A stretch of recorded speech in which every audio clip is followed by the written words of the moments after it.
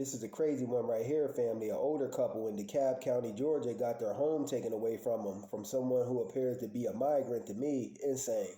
A 77-year-old brother was taken into jail for refusing to leave his own home. Insane. The family's property was then put out onto the lawn. The couple lived in this home for years. It seems like an eviction to me. House advocates say this type of theft is easy and it's now on the rise because the courts don't require people to show ID when modifying this type of paperwork. Insane. So you work hard your whole life to acquire a home and someone just could come right along and steal it right out from under you. This brother's wife, who I believe her name is Cheryl Allman, says a man came out of nowhere stating that he purchased a home and he took their home. Attorneys say that they're seeing more and more of this and more often, and that they're called wrongful foreclosures or foreclosed deeds. The thieves use forged documents to gain ownership of the unaware homeowner's property. Insane.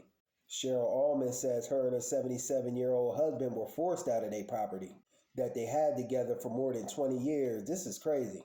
The 77-year-old brother was handcuffed and taken off to jail for not wanting to leave his own property. Where'd they do that at?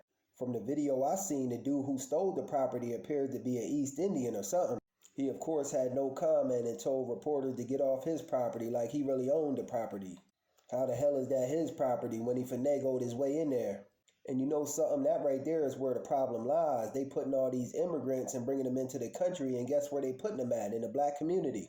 They ain't taking them out to their community, they putting them right over top of us in the black community, where we already deprived of resources and just trying to make it. Then y'all want to come along and throw immigrants right over top of us. If you want all these immigrants in the country, you put them up in your community and you house them and pay for them.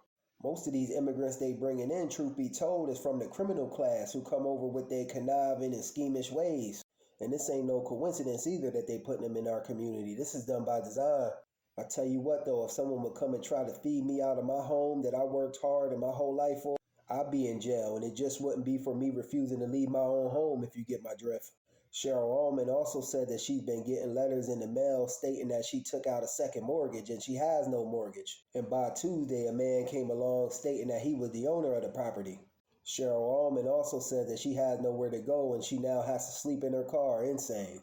And another thing, anyone seen that video floating around of that Venezuela immigrant teaching other immigrants how to scam people out of their hard-earned properties? Teaching illegals how to squat and take up residence in other people's homes. Insane.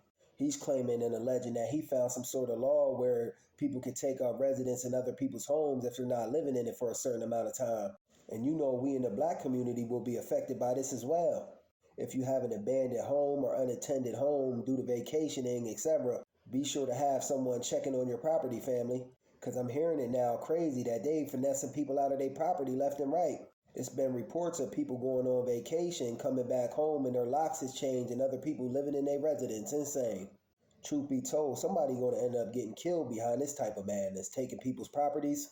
Just my thoughts on the matter. Be safe and protect your properties, family. These immigrants out here on some shit. Peace.